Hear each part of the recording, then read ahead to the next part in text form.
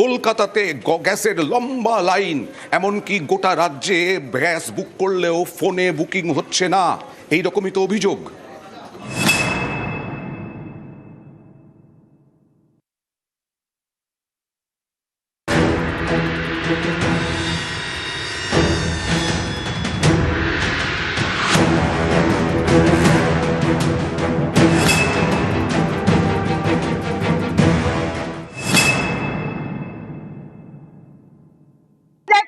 সালের জানুয়ারি মাসের 1 তারিখে বুকিং করেছি, আজকে নিতে আসছি মানে জানুয়ারি মাসের বুকিং দেওয়া যাবে না। অনলাইনে বুকিংই নিচ্ছে না। ওইখানে যখন জিজ্ঞেস করার পরে বলছি যে আমাদের কিছু করার নেই, সার্ভার বন্ধ করা আছে। 2 মাস 3 মাস হলো আমার বুকিং হয়নি, তো সেক্ষেত্রে 25 দিনের যদি কাউরি পিরিয়ড থাকে, সেই 25 দিনের পিরিয়ডে তো আমরা পার করে এসেছি, তারপরে যদি এরকম একই অবস্থা থাকে তো মুশকিল। পশ্চিম এশিয়ার যুদ্ধের আঁচ রান্নাঘরে। অভিযোগ, কোথাও বুকিং এর পরেও মিলছে না রান্নার গ্যাস, কোথাও আবার বুকিং নেওয়া হচ্ছে না বলে দাবি। গ্যাস না থাকলে রান্না হবে কিভাবে, খাবেন কি? এই দুশ্চিন্তায় নানা জায়গায় গ্যাসের অফিসের সামনে লম্বা লাইন, যেমন বাঁকুড়ার বিষ্ণুপুর শহরে।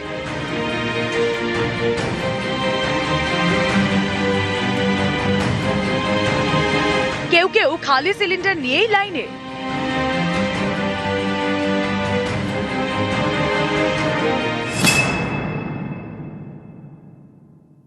সকাল থেকে 2 ঘন্টা লাইনে দাঁড়িয়ে, এখন 2 দিন আমার গ্যাস নেই, আমি 2 দিন বাড়িতে বাচ্চা টাচ্চাকে নিয়ে এসে হোটেলে ভাত খেয়ে গেছি। কেন্দ্রীয় পেট্রোলিয়াম ও প্রাকৃতিক গ্যাস মন্ত্রক আগেই জানিয়েছে বাড়ির গ্যাস বুক করা যাবে 25 দিন অন্তর। সিলিন্ডারের কালোবাজারি এবং মজুত রুখতেই এই সিদ্ধান্ত। মন্ত্রক বলছে গ্যাস বুক করা যাবে 25 দিন অন্তর। এদিকে শিলিগুড়িতে এক গ্রাহকের অভিযোগ, 2-3 মাসের ব্যবধান থাকা সত্ত্বেও বুকিং নিচ্ছে না, তাই তিনি সকাল থেকে লাইনে।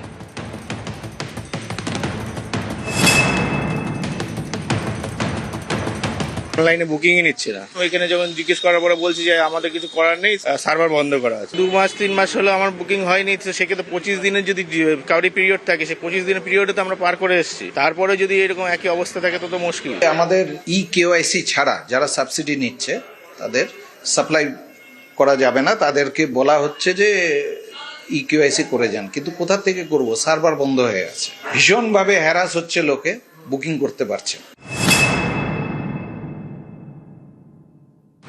দক্ষিণ 24 পরগনার বারুইপুর, এখানে গ্যাসের অফিসের ভিতরে ভিড় আর বাইরে লম্বা লাইন।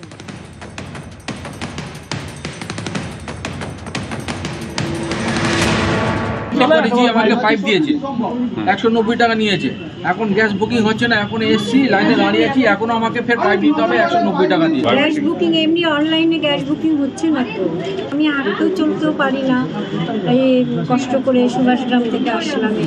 লেক টাউনেও গ্যাসের অফিসের বাইরে লম্বা লাইন। তো আমার প্রথম বুকিং যখন করিয়েছি, এবার আমি গ্যাস ওনাদের ফোন করছি, ফোন তুলছে না, বলে আপনি এখানে যদি নিতে চান তবে আপনি টাকা নিয়ে আসুন, আপনার বুকিং আছে, আপনি 60 টাকা বেশি দিয়ে গ্যাস তুলে নিয়ে চলে যান। তো বাড়িতে এখন ডেলিভারি হবে না।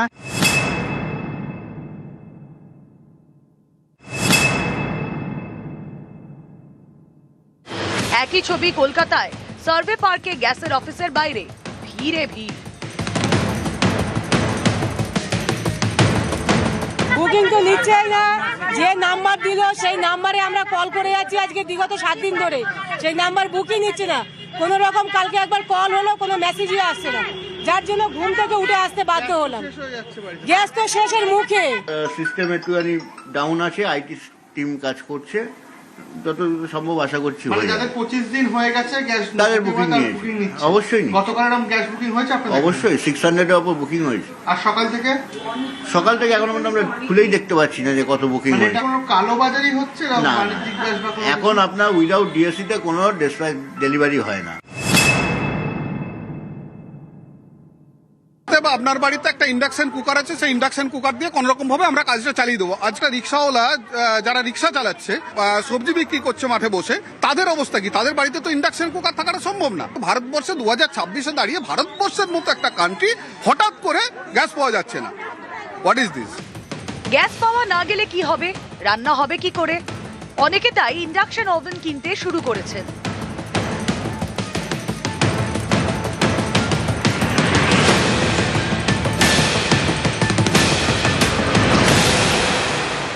প্রায় 1 মাসের কাছাকাছি আমি বুক করেছি, এখনো কিন্তু আমার বাড়িতে কোনো গ্যাসের লোক আসেনি। রান্না বান্নার ছাড়া তো কোনো উপায় নেই, আমাদের তো খেয়ে বাঁচতে হবে, আমাদের কাজ প্রাত্যহিক কাজ করতে হবে। যে বিভিন্ন রকম ইন্ডাকশন কুকার আছে, এটাই আমাদের সম্বল এখন রান্না করার জন্য।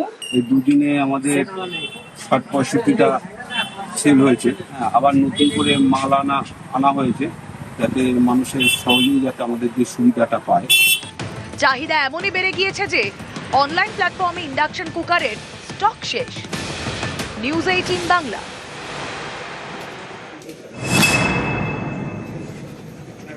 ঘরে ঘরে রান্না নিয়ে চিন্তা, আশঙ্কা, কিন্তু মিড ডে মিল যে সমস্ত ক্ষুদেরা গরিব মানুষের সন্তানরা খায়, তাদের কি হবে? তাদের রান্না এখন কাঠে, কয়লা এবং কাঠে। জলপাইগুড়ির মিড ডে মিল অঙ্গনওয়াড়ি কেন্দ্র, সেই অঙ্গনওয়াড়ি কেন্দ্রতে আজকে রান্না হলো কাঠের উনুনে। দাম বৃদ্ধি, যোগানের জেরে জেরবার অবস্থা, তাই কাঠের উনুনেই জলপাইগুড়ির সদর প্রাথমিক বালিকা বিদ্যালয়ের ঘটনা। স্কুলে প্রতিদিন 900 জনের রান্না হয়। গ্যাস সংকট সামাল দিতে উনুনে রান্নার ব্যবস্থা করেছে স্কুল কর্তৃপক্ষ। সমস্যা আমাদের এলপিজি গ্যাসের ক্ষেত্রে, এবং এই জন্য আমরা বিকল্প ব্যবস্থাটা আমাদের আগেই ছিল, সেই ব্যবস্থাটাকেই আবার পুনরায় চালু করলাম আজ থেকে। জ্বালানি কাঠ সংগ্রহ করে আমরা আজ থেকে জ্বালানি কাঠের মাধ্যমে মিড ডে মিলের রান্না শুরু করলাম। এর ফলে আমরা হয়তো বেশ কিছুদিন এই জ্বালানি ব্যবস্থার মধ্যে কাঠেই থাকবো। আমাদের প্রায় 1100 বাচ্চা রয়েছে, একটা গ্যাস প্রায় 2.5 দিন চলতো, সেখানে প্রায় 50 কেজি জ্বালানি কাঠ লাগবে, সেটা আনতে হবে, সংগ্রহ করতে হবে আমাদের। মিড ডে মিলের ক্ষেত্রে এটা একটা আমাদের বাড়তি বোঝা হয়ে গেছে দাঁড়ালো।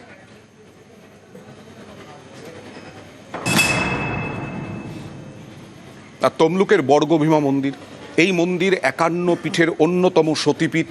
সেই সতীপীঠে 21শে মার্চ থেকে 30শে এপ্রিল পর্যন্ত ভক্তদের জন্য কোনো ভোগ বিতরণ হবে না। মায়ের জন্য ভোগ রান্না হবে, কিন্তু গ্যাসের যা অবস্থা, গ্যাসের সিলিন্ডার আদৌ পর্যাপ্ত পাওয়া যাবে কিনা সেই চিন্তাতে, সেই ভাবনাতেই 21শে মার্চের পর থেকে ভক্তদের জন্য ভোগ বন্ধ। এবং আগাম বুকিং করা থাকলেও, ভোগের যদি আগাম বুকিং করা থাকে তাতেও মিলবে না। সাধারণ কত দূর দূরান্ত থেকে সব মানুষ আছে তো এখানে ভোগ খাওয়ার জন্যই, কিন্তু মায়ের ভোগ বন্ধ হয়ে গেলে তো মানুষকে আবার না ভোগ খেয়েই ফিরে যেতে হবে, এটাই একটা কষ্ট। মায়ের ভোগ বন্ধ না করাটাই উচিত, মায়ের ভোগ চালু রাখাটাই দরকার। আর বাগবাজার মায়ের বাড়িতেও জ্বালানির আঁচ। সারদা মায়ের বাড়িতে ভক্তদের জন্য ভোগ বন্ধ, ভোগ রান্না হলেও প্রসাদ বিতরণ বন্ধ, এবং অনির্দিষ্টকালের জন্য প্রসাদ বিতরণ বন্ধের বিজ্ঞপ্তি। মন্দিরেও এই জ্বালানির আঁচ। যুদ্ধের কারণে রান্নার গ্যাসের ঘাটতি শহর কলকাতা সহ দেশের সমস্ত জায়গাতেই বর্তমানে অনুভূত হচ্ছে, আর তার সরাসরি প্রভাব এবার মায়ের প্রসাদেও। বাগবাজারে মায়ের বাড়ি, প্রচুর ভক্তরা আসেন মায়ের দর্শন করার পাশাপাশি মায়ের প্রসাদ, মায়ের ভোগ তারা এখান থেকে গ্রহণ করেন। বাইরে একেবারে নোটিশ টাঙিয়ে ভক্তদের এবং দর্শনার্থীদের জানিয়ে দেওয়া হয়েছে মায়ের ভোগ যদিও ভেতরে অব্যাহত রয়েছে, মাকে রোজই ভোগ দেওয়া হচ্ছে, কিন্তু ভক্তদের জন্য যে প্রসাদ বিতরণ প্রত্যেক দিন এখানে হয়, সেই প্রসাদ বিতরণ অনির্দিষ্টকালের জন্য মন্দির কর্তৃপক্ষ তারা বন্ধ রাখতে বাধ্য হয়েছেন। মূলত এই যুদ্ধ পরিস্থিতি যতদিন না স্বাভাবিক হবে ততদিন এই বিষয়টাকে স্বাভাবিক করা তাদের পক্ষে সম্ভব হবে না, তেমনটাই জানানো হয়েছে মন্দির কর্তৃপক্ষের তরফে। ক্যামেরায় মনোজ কুমারের সঙ্গে সান্নিক ঘোষ, নিউজ 18 বাংলা, কলকাতা। হোটেল রেস্তোরাঁয় কমার্শিয়াল গ্যাসের সিলিন্ডারের নিয়ন্ত্রণ, আর সেই নিয়ন্ত্রণে অনেক হোটেল রেস্তোরাঁর ঝাঁপ পর্যন্ত বন্ধ হয়ে গেছে।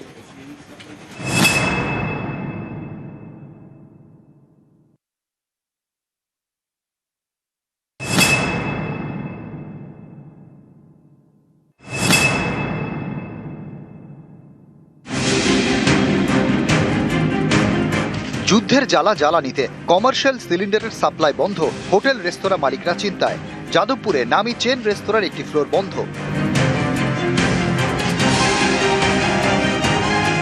রান্না করার জন্য সিলিন্ডার মিলছে না, তাই পাটুলির ইএম বাইপাসের কাছে একটি রেস্তোরাঁও ঝাঁপ ফেলে দিয়েছে। পোস্ত যেটা পাটুলিতে আছে সেটা আজকে বন্ধ করে দেওয়া হলো, গ্যাস নেই বলে। তার সাথে বন্ধ হলো আমাদের যেটা ক্যাফে আছে যাদবপুর এডিবিতে, দ্য নেস ক্যাফে, সেটাও বন্ধ হয়ে গেল। তো ভূতের রাজা যে কিচেনটা সেটা আজকে আমরা বন্ধ করে দিতে বাধ্য হলাম, যেহেতু গ্যাস নেই। কারণ সাপ্লায়ারদের সকাল থেকে বহুবার ফোন করা হয়েছে, ওরা বলছে আমাদের পুরো ড্রাই হয়ে গেছে, আমরা দিতে পারছি না, আমাদের কিছু করার নেই। কলকাতার মল্লিক বাজারের কাছে পুরনো রেস্তোরাঁ, গ্যাসের যোগান বন্ধের পর থেকেই মেনুতে কাটছাঁট। তারা ভাবছে কাঠ কয়লায় রান্না করা যায় কিনা।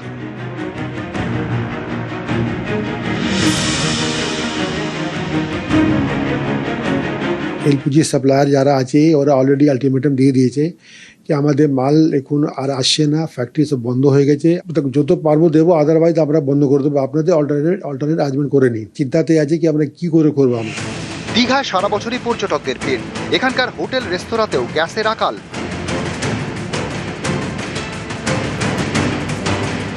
দাদা বাণিজ্যিক গ্যাস তো অনেকটাই বেড়ে গেছে, প্রায় 200-300 টাকা ভাড়া বলছে, 200-300 টাকা করে ভাড়া নিতে হচ্ছে। যা গ্যাসের দাম বেড়ে গেছে, আমাদের এখানে ব্যবসার করতে বহুত অসুবিধা হচ্ছে। এখন দীঘার বুকে ব্যবসা করতে হলে কম্পিটিশনের বাজার। পশ্চিম বর্ধমানে দুর্গাপুরেও বিভিন্ন হোটেল রেস্তোরাঁয় গ্যাসের ঘাটতি, তাই মেনুতে কাটছাঁট।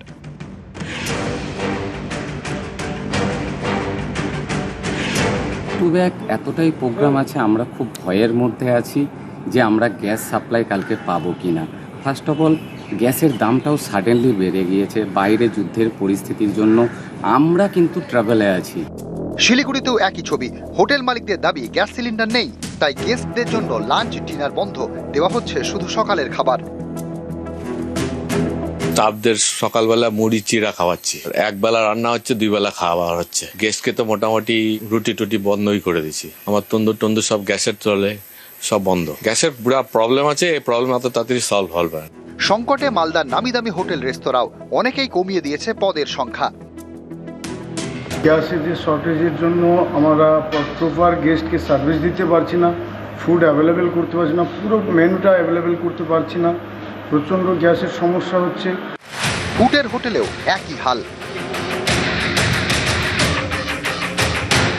বন্ধ হয়ে যাবে, আর তো কিছু করার নেই। অত টাকা দিয়ে গ্যাস যদি তুলি তাহলে কাস্টমারেও যদি আমরা বাড়িয়ে দিই তাহলে তো ওরা নেবেও না, বলে আমরা কি করে খাবো। নিউজ 18 বাংলা।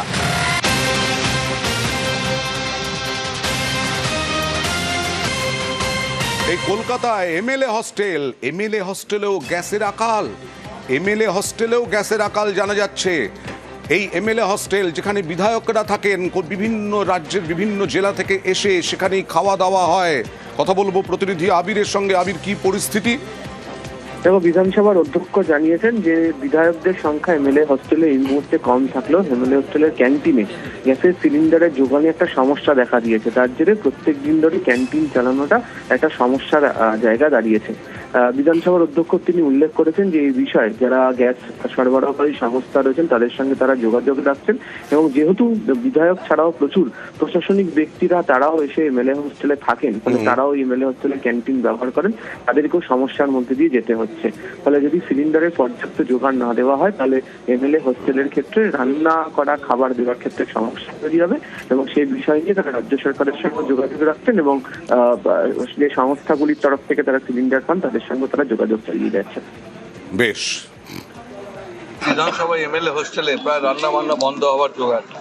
আমরা ওদের কাছে একটা আপিল করেছি যাতে আমাদের গ্যাস সরবরাহ করা হয়, কারণ আমাদের প্রত্যেক দিন বিধানসভাতে যারা আসেন, আমাদের এমএলএরা যারা রয়েছেন এমএলএ হোস্টেলে থাকেন, আমাদের এখানে ক্যান্টিন রয়েছে, খুবই কষ্ট হচ্ছে। সারা পশ্চিমবঙ্গের সব জায়গায় একই সমস্যা, কিন্তু বিধানসভার সমস্যাটা আরও বেশি প্রকট, কারণ এখানে বাইরে থেকে বহু মানুষ এসে তারা এখানে থাকেন। আমরা চেষ্টা করছি যাতে সরবরাহটা নর্মাল করার জন্য আমরা আবেদন করেছি, কিন্তু এইভাবে তো চলতে পারে না। সাধারণ মানুষের উপর যা চাপ হচ্ছে, ব্যক্তিগতভাবে গ্যাস ছাড়া রান্নাবান্না চলে না, আমরা খুব অত্যন্ত অসুবিধার মধ্যে পড়েছি।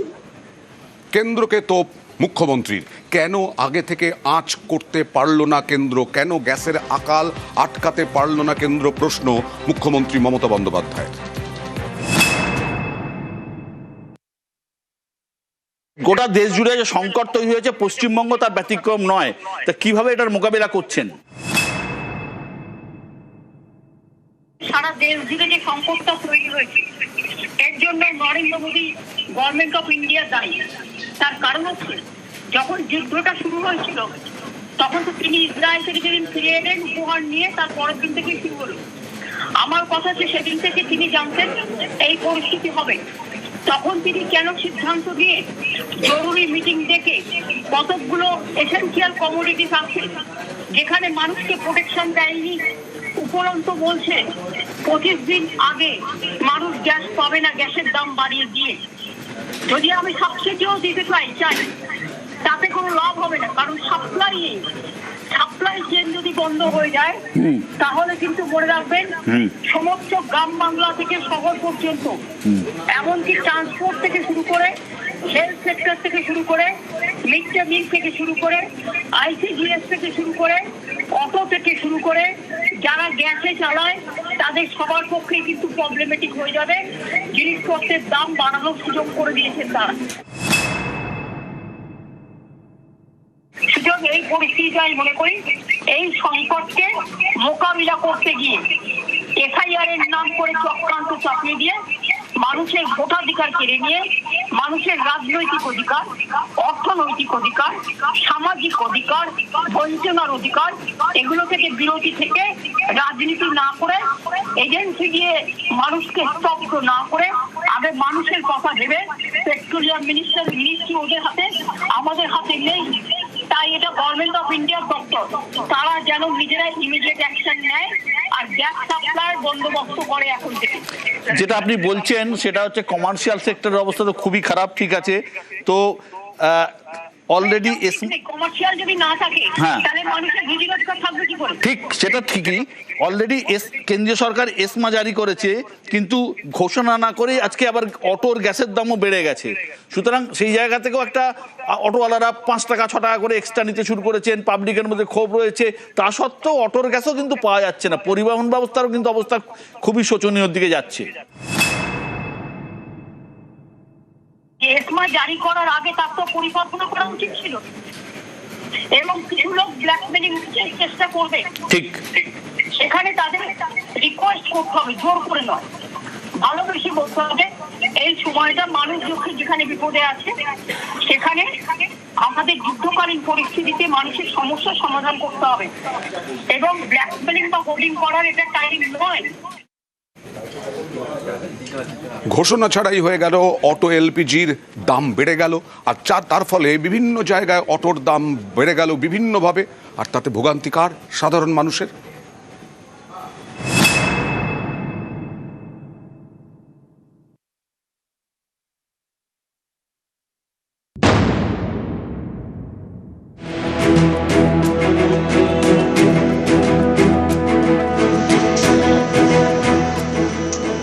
অটোর LPGর দাম বেড়েছে লিটারে 5 টাকা। এর জন্য অটো ভাড়া বাড়িয়ে দেওয়া হলো 25 টাকা। একেবারে ঝোপ বুঝে কোপ।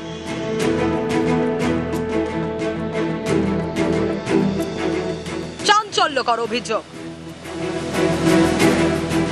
নরেন্দ্রপুর যাবো কত বলে 50 টাকা, 25 টাকা না 30 টাকা ছিল। আর সমস্যা হলে আর কি করবো, যেতে আসতে তো হবেই না। যুদ্ধের প্রভাবে আগেই দাম বেড়েছে রান্না ও বাণিজ্যিক গ্যাসের, এবার দাম বাড়লো অটো LPG। যেই দাম বেড়েছে অমনি খেল শুরু। অভিযোগ, অটো চালকরা ইচ্ছে মতো ভাড়া নিচ্ছেন। আজকে বাড়িয়েছে, 15 টাকা ছিল, এখন 25 টাকা চাই। আগে 17 টাকাই ছিল, এখন কত টাকা নিচ্ছে? 25 টাকা। আজকে 5 টাকা করে বাড়ি দিয়েছে। আমি তো আসলাম গড়িয়া থেকে বাড়িপুরে, 35 টাকা। কেউ চাইছেন বেশি ভাড়া, কেউ বলছেন যাব না। ড্রাইভার বলতেছে পেট্রোল পাওয়া যাচ্ছে না, এমনি আমরা যাই 30 টাকা করে ভাড়া। এখন আমরা কামালগাজী অবধি যাব, গড়িয়া অবধি যাব না। চিংড়িহাটা SDF রুটেও বাড়িয়ে দেওয়া হয়েছে অটোর ভাড়া, তবে সেটা তুলনায় কম, 3 টাকা। এটা তো ডেফিনেটলি প্রবলেম। এবার হয়তো গ্যাসের দাম বেড়েছে বলে হয়তো তার জন্য ভাড়া বাড়িয়েছে। এখন অটো অনেক লেটে আসছে। আমরা যেখানে মোটামুটি 5-10 মিনিট দাঁড়িয়ে আমরা পেতাম, এখন সেটা 15 মিনিট তো মিনিমাম লাগে, 15-20 মিনিট। দিনে 6 টাকা করে। হ্যাঁ হচ্ছে, কিছু করার নেই তো, যেতে হবে। বাস হলে অনেকটা ঘুরে ঘুরে যেতে হয়, অটো হলে তাড়াতাড়ি যাওয়া যায়। উল্টোডাঙ্গা শোভাবাজার এবং উল্টোডাঙ্গা সল্টলেক রুটেও অটো ভাড়া বাড়ানো হয়েছে 5 টাকা করে। ভাড়া লিছে 30-25 টাকা লিছে, এখন 30 টাকা লিছে। অসুবিধা তো হবেই, যাতায়াতে দিন রাত আসছে, আমাদের তো হেঁটে আসলে পারবো না নিয়ে।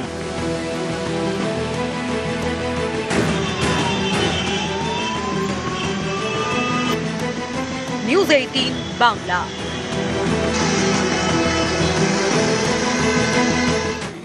এর আগেই বলেছিলাম কেন্দ্রকে নিশানা করেছেন মমতা বন্দ্যোপাধ্যায় এবং কেন আগে থেকে আঁচ করতে পারেনি কেন্দ্র তাই নিয়েও তিনি প্রশ্ন তুলেছেন। আর এর উপরে ভোগান্তির প্রতিবাদে, সাধারণ মানুষের যে ভোগান্তি তার প্রতিবাদে আবার রাস্তায় নামছেন মমতা বন্দ্যোপাধ্যায়।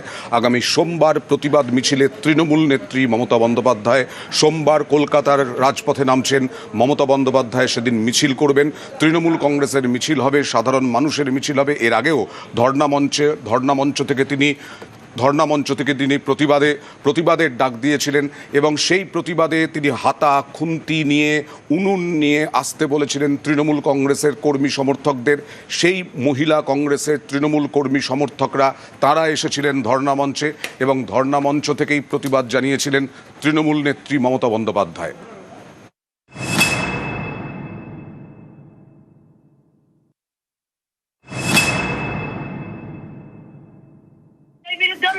আমি বড় মিছিল করব। সোমবার মিছিল করবেন? মনে করি সাধারণ মানুষ খুবই অসুবিধায় আছে। আচ্ছা, আর একটা বড় প্রশ্ন যে এর ফলে একটা শ্রেণীর মানুষ কালোবাজারির দিকে যাচ্ছে এবং সেই কালোবাজারির সুযোগ কিন্তু অনেকের কাছে। আমাদের আবেদন থাকবে, তাদের বলতে হবে ভালোবেসে মানুষের পাশে এসে দাঁড়াতে, তাদের কাছে আমাদের আবেদন জানাতে হবে। কিন্তু যারা কালোবাজারি করবে সরকার কি কোনো কড়া স্টেপস তাদের এগেইনস্টে নেওয়ার প্ল্যান করেছে? আমি আপনাকে বলছি, ফোর্সফুলি কোনো কাজ করলে সেটা খারাপ হয়, মাইনাস হয়ে যায়, আরো যদি গরিব হয়ে যায় বিপত্তি হয়। আমি চাই যারা করবার চেষ্টা করতে এই মানুষের বিপদে আপনারা পাশে দাঁড়ান। কোভিডের সময় যেভাবে আমরা লক্ষ্য রাখছি, আমরা লক্ষ্য রাখবো।